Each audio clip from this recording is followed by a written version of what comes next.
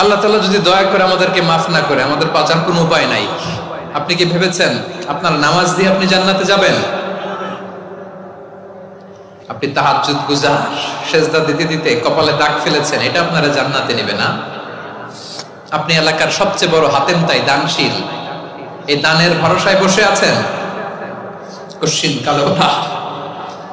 আমাদের নামাজ, আমাদের রোজা, আমাদের ইবাদত, এগুলোকে মিজানের পাল্লায় উঠালে কোনো ওজনই হবে না। তবে আমাদের একটা কৌশল জানা আছে, আমরা আল্লাহর রহমতের ভিখারি। আমরা সেদিন আগেই গুনার স্বীকৃতি দিয়ে দেব। আমরা বলবো, আল্লাহ তুমি প্রশ্ন করার আগে তোমার একটা কথা বলি, আমারে কিছু জিজ্ঞেস করো না, আমি সব করেছি। এমন কোন পাপ নাই যে পাপ আমারে দিয়ে হয় নাই।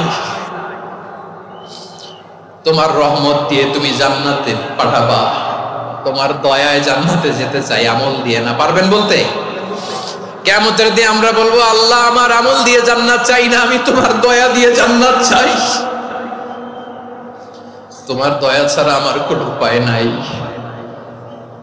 কারণ আল্লাহ যদি বিচার করে, বাঁচার কারো উপায় নাই। আল্লাহ যদি বলে ফেলেন তুই এটা করলি কেন, ওখানে গেলি কেন, কোরআনে 1000 বার নিষেধ করলাম তারপরেও এই পাপে জড়ালি কেন, এরকম প্রশ্ন ছুড়ে দিলে আমার উত্তর আছে?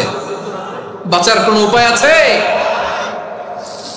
রোজ হাসরে হে আল্লাহ আমার করোনা বিচার, আল্লাহ করোনা বিচার। বিচার চাহি না তব দয়া চাই, এ গুনাহগার করোনা বিচার। আপনার আমল দিয়ে জান্নাতে যাবেন? কি দিয়ে যাবেন? আল্লাহর দয়া দিয়ে। আল্লাহর রহম আর দয়া ছাড়া কেউ জান্নাতের চেহারাও দেখতে পাবে না। আমার প্রিয় ভাইয়েরা, এই দোয়া আল্লাহর কাছে পছন্দনীয় হওয়ার কারণ 3টা। দোয়ার প্রথম অংশে আছে তাওহীদ, আল্লাহর একত্ববাদের ঘোষণা।